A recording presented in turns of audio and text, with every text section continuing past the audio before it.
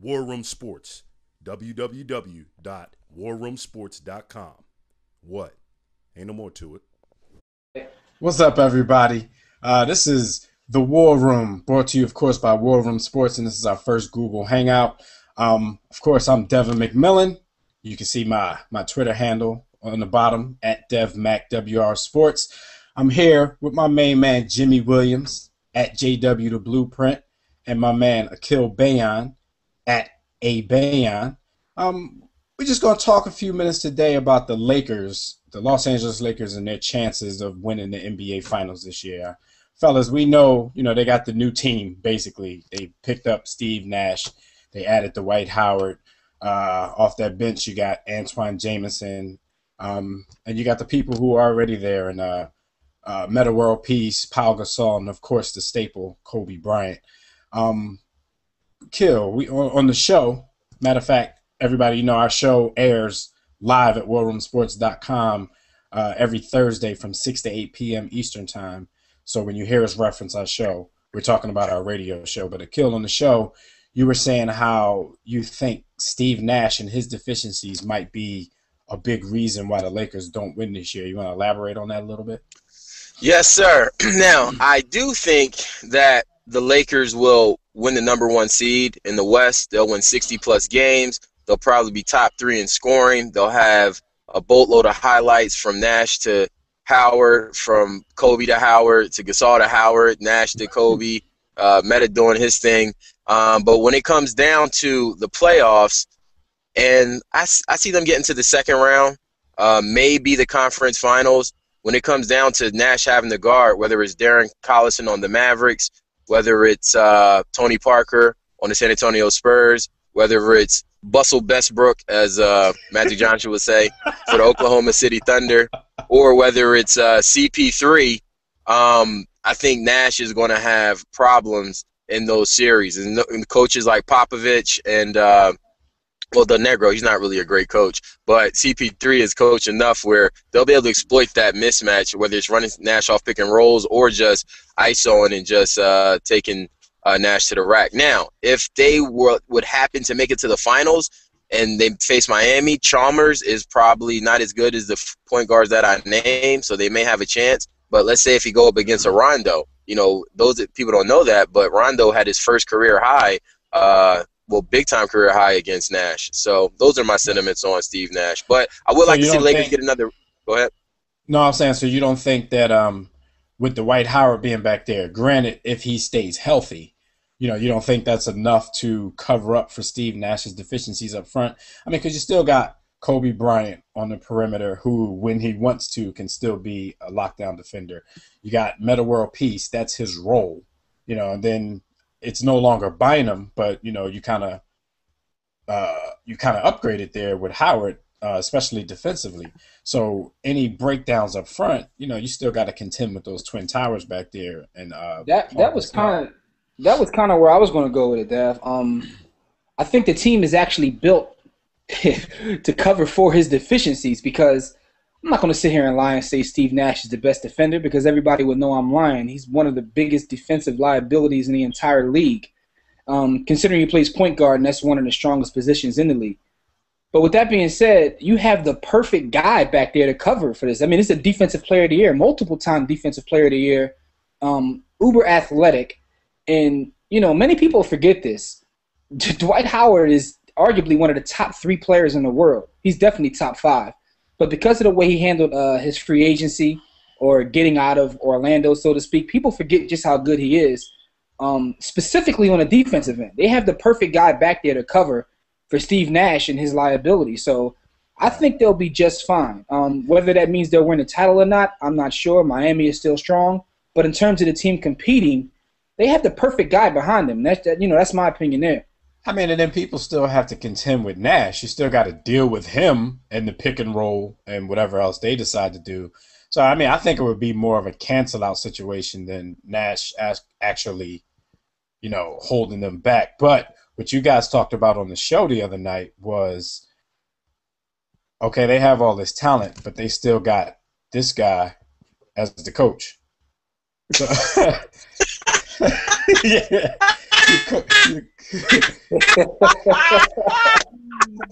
I mean, I'm not the biggest Mike Brown fan, but they've put enough weapons. They put enough weapons around, Kobe and Meta. With all the weapons they put up there, I mean, they should succeed regardless of how great a coach Mike Brown is. Because listen, man, Dwight Howard. I don't want to keep, regurgitating the same thing over and over again, but he's that good of a player. Kobe is no slouch himself. Now, he's not the 28-year-old Kobe. He's an older Kobe. But with that being said, he's also a smarter player. Nash is arguably the best shooter in the history of the league. Yes, I said it, in the history of the league. Look at his field goal percentage, what he shoots from three, and what he shoots from the foul line. And, Meta still steps up in big moments. So I think they'll be right there. And I don't think Nash's defensive liabilities will stop them from doing so. I know Kill wanted to say something. All right, well, maybe he didn't. They should have picked up. Yeah, I was going to say, now the question is, what's going to be the biggest? Yeah, what? Oh. They should have picked up Brendan Can Hayward. y'all hear me? Yeah, go ahead, Phil. You got it. You said they should have got Brendan Hayward? Yeah, I was going to say, Brendan Hayward is such an underachiever. But I was going to say, what is the bigger liability? Kill Mike sounding all crazy right now. Fan Brown as the coach or Steve Nash defense? Kill your mic was sounding kind of crazy. But at the end of the day, another thing. I understood what I understood what he said though. He said who's going to be the bigger liability, Mike Brown at coach or Steve Nash and his defensive liability. Listen, I got that out of that R2D2. That's a good question. I mean, who's going to be a bigger liability? I would probably say, you know what? I don't know, because regardless of how bad a coach you believe Mike Brown to be, he got a lot of talent. He has a lot of talent. And he is a good defensive Would you guys coach. agree if I say Kobe's still a top 10 player in the league? Yeah. Okay. Yeah. How high would you actually put him? I still got Kobe in the top 5 somewhere. Okay. Kill, how high would you put Kobe at this point in his career? Like right now, today, I don't know. 1, 2, probably right at. Listen, probably. He's not No. No, I was thinking of people at 1, 2, 3. Yeah, okay. Kobe might be right at 5, just because of age. Okay, so you got him at 5. Just because of age. All right, but with that being said, would you have Dwight top 5 as well? Well, as a back to the basket center, he's not better than Andrew Bynum and Brook Lopez. Okay. Where would you rank Dwight in terms of the entire league? In terms of the entire league? Entire league right now, I'd put him at 3. 3? How about you, Dev? I put him at 4, right behind Kobe at 3. All right, so we're all in agreement that these guys, I would say Kobe's possibly top 5 as well. So I think that we can agree they have 2 of the top 5 players in the league. And, it's funny because when you look at them picking up Dwight Howard, he fills the void that they needed. And I hate to keep saying that, but it's a perfect fit. So, See, but it's kind of a give and take thing, because you see Kill talks about the whole back to the basket thing. Offensively, Bynum's a better option. Defensively, which is probably more what they need since Kobe still is a jackbox. Defensively, he's a hell of an upgrade. So I really do think that's what they need, because you can still, if you want to go traditional with your big man, you can still throw the ball down to Pau Gasol and let him go to work. Yeah. You can give it to Dwight sometimes, but Dwight is going to live off the scraps, of Kobe shooting his 45%. He's going to eat up those misses. And Ron Artest, Metta World Peace, jacking up threes that he's going to be missing. Dwight Howard is going to be there to clean up that mess. So I agree with Jimmy that, he was the perfect fit for them. I don't really understand why he didn't want to go there in the first place. I think he's tripping. Yeah, and and the crazy part is, you just brought up a point that no one's talking about. because Powell hasn't played his best basketball in the playoffs the last couple of years. People forget just how good this guy is. And, it's kind of crazy that they not better than Brendan Haywood. And get him. Keep bringing up Brendan Haywood. Shout out to my man Brendan Haywood. But any last thoughts you have on this matter, Kill? The only thing is, I know you guys brought up the fact that Dwight Howard is going to be able to make up for Steve Nash deficiencies. But the only thing is, let's say, okay, Westbrook goes by Nash, and then now Howard has to see Westbrook. He has to leave Ibaka. Does he block Westbrook's shot? Does he come up? And then, so I think that's just going to put more wear and tear and possibly foul problems for Howard. I would put him on Ibaka in that series. I put him on garbage-ass Perkins, because then he can help everybody.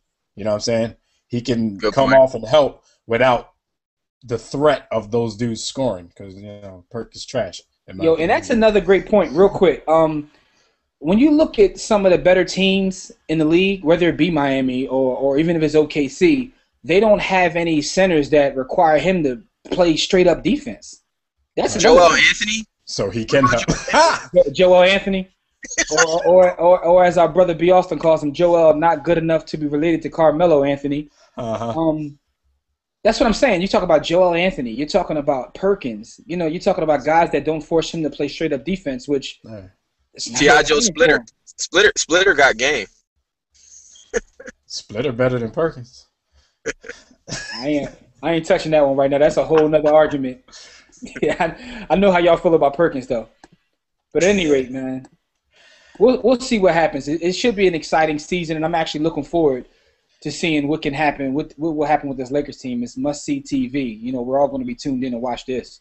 No doubt. So everybody, you make sure you're on warroomsports.com as much as you can be throughout the week, all the time. We're on Facebook having conversations. That's facebook.com/warroomsports. You can catch us on Twitter at War Room Sports, and you can see our personal Twitter handles down there by the under us on the screen. Other than that, people, has been our first hangout. Make sure you catch the War Room live 6 to 8 p.m. every Thursday at warroomsports.com. Just click on that listen live button, and you will be thoroughly entertained. Yes, sir. Kuwait is the war room with 5 nights at the round table, 5 Philly guys diversified and educated.